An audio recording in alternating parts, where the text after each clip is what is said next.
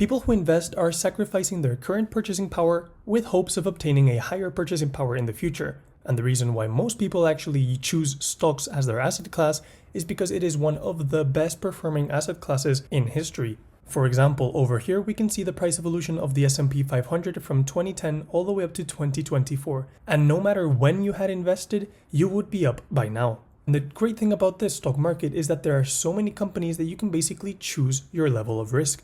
And as Warren Buffett said, if you even find 3 wonderful businesses in your life, you will get very, very rich. In the stock market, and it is very probable, you can make over 10 times your money if you choose the correct companies. However, there is another side of the coin, which is that it is also one of the riskier asset classes that you can invest in. The drops that you see in the stock market are nothing compared to crypto, for example, but every now and then there are massive stock downturns where you can find the S&P 500 and the whole market down by around 20-30%, and that would be the norm. And as George Soros said, it's not whether you're right or wrong that's important, but how much money you make when you're right and how much money you lose when you're wrong. There are always going to be times where either you make a mistake, or when the timing was not correct, or when you're just invested in the stock market for long term and a stock market drop occurs. However, as long as you stay invested for the long term and you do your due diligence and you choose the correct companies or index funds, you will perform at a high level. Now, over time, there has been a very famous correlation argued between risk and return. If you want very low returns and very low risk, and you're basically looking for capital preservation instead of increasing your net worth, you can look into money markets or even corporate bonds. But the important thing to question ourselves is, what exactly is risk? Well, today we'll be looking at 3 different ways of calculating stock market risk, starting with value at risk, VAR. Over here we can see the frequency distribution of potential returns, assuming it follows a normal distribution. Well, what the VAR actually does is that it assesses the potential losses, the probability of these actually happening, and the desired time frame. So imagine you have a portfolio, okay? And in this portfolio you have 3 investments. You have bonds, you have stocks, and you have a money market fund. Well, these 3 investments have very different probabilities of gaining different types of returns. For example, stocks will have a higher probability of gaining larger returns, but also a higher probability of losing larger amounts of money. Whereas money market funds have a way higher probability of obtaining returns between 0 to 2% than the other assets. Well, what value at risk method actually does is that it combines all of the investments inside a portfolio, it calculates the different probability of occurrence for these different investments, and it combines them with a considered time frame. Then this actually tells you there is, for example, a 5% chance of you losing a 20% of your portfolio. So this is one way where you can measure your portfolio risk. The second one is actually more simple. You can just take a look at the Sharpe ratio. Now, this is what I was stating before. You can actually obtain higher returns while actually minimizing the risk of your portfolio until a certain extent. This chart shows you that by combining various different investments, you can actually maximize the return you can get for the volatility that you are actually willing on taking. For example, if you want a volatility of 0.18, you can get a return from anywhere between 2% all the way up to 17%, depending on your time horizon, the investments you choose, and the homework you do before actually purchasing your investments. In the stock market, there will always be something considered a risk-free rate, which is not risk-free, but it is commonly referred to as that, which is typically the yield on long-term bonds.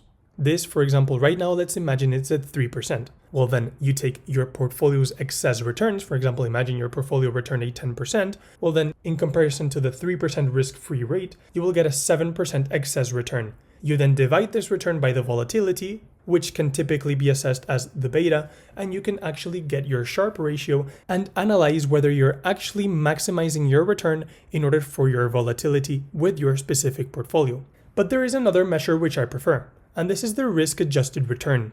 What this basically tells you is that you can obtain a similar return while being exposed to less risk. And risk here, we can call it volatility. So for example, in the graph, we can see 2 different investments.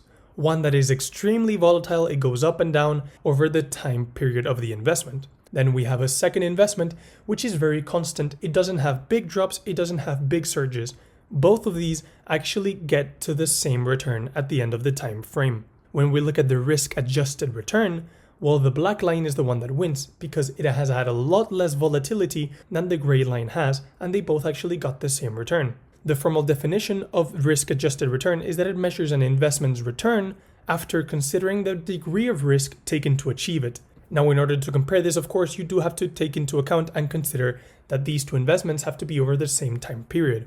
So one way to actually leverage this is by combining different asset classes into your portfolio in order to improve your risk-adjusted return, where maybe you get a lower return, but your risk has decreased by so much that your risk-adjusted return is actually higher and compensates and helps you sleep better at night. So for example, here we can see the performance and different risk or volatility of different portfolios all the way from 1926 to 2020. And this basically compares a full stock portfolio all the way down to a full bond portfolio. The highest performer one is the all stock portfolio, where it got a compounded annual growth rate of 10.3%. However, in its worst year, it actually dropped over 43%. Well, if you don't have the risk appetite for this type of decreases, you could have invested 30% of your cash into bonds, and although your annual performance would have decreased to 9.4%, your worst year would be so much better, only decreasing, well, only by 31%. Now, if we go to the other side of the coin, which is the full extreme, if you invested in only bonds in this same time period, your return would have been a lot lower, a 6.1% every year. But look at your worst year. It would have only dropped around 8.1%. To a lot of people, this makes a lot more sense since you can sleep a lot better at night. So instead of actually focusing on capital appreciation, you choose bonds or a higher percentage of bonds in order to focus on capital preservation. And as Christopher Davis once mentioned, a 10% decline in the market is common. Investors who realize this are less likely to sell in a panic and more likely to remain invested. So whichever one you choose, you actually have to be very aware of the risk that you're taking and the strategy that you've selected in order to commit for the long term. And now there is a very famous portfolio called the Old Weather portfolio that was created by Ray Dalio, and what this is basically a combination of different asset classes which is supposed to give you the best of both worlds, where you will get a very modest or respectable kind of returns, but at the same time you're not taking on so much risk because you have asset classes that do well in different economic climates. So for example, when there is high inflation, commodities and gold will do extremely well. When there is a period of recession, your commodities and your gold and your bonds will outperform. When there is an economic boom, your stocks will outperform. So it is a very well-rounded portfolio.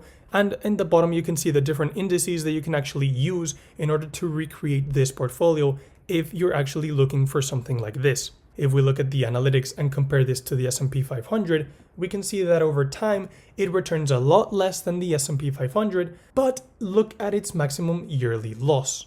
This considers price movements between 2006 and 2022, and although you get a 3% lower return per year, your maximum yearly loss is so much lower that in some cases, it actually has a way higher risk-adjusted return than just investing in the S&P 500. Now, ways to improve your risk-adjusted return. First of all, well, you can diversify among various asset classes. You can choose bonds in order to lower your exposure to stocks and decrease the value of your maximum drawdowns. Next, you can also consider your investing time horizon. If, of course, you look at investing with a very long time horizon, you could potentially take on lower risk because you're going to be invested for a very long time, and over time, your wins will compound and give you a higher balance. Number 3, you should always use the lowest cost index funds you can find. Number 4 is to diversify across sectors and geographies. So for example, if Japan or China enters into a recession, well then you have the USA in order to lift your stock portfolio. Number 5 is to rebalance your portfolio periodically. Now we did make a video on this. Rebalancing hurts the performance of your portfolio a little bit, but it improves your diversification and reduces your volatility significantly. And number 6, you should avoid emotional decision making. I will still keep selecting individual stocks because it is what I like doing, but in your case, before deciding whether to choose, for example, the S&P 500, mix it with bonds or choose the all-weather portfolio, I would consider seriously what my objectives with investing are. Do I want capital appreciation? Do I want capital preservation? And how much risk am I actually willing to take on? Would I sleep well if I knew that my portfolio was down 30%? Well, maybe it would be better to choose a lower volatility strategy. So thank you for watching. As always, this has been the Cashflow Compounder. Join the free Patreon for extra content, and I'll see you in the next one.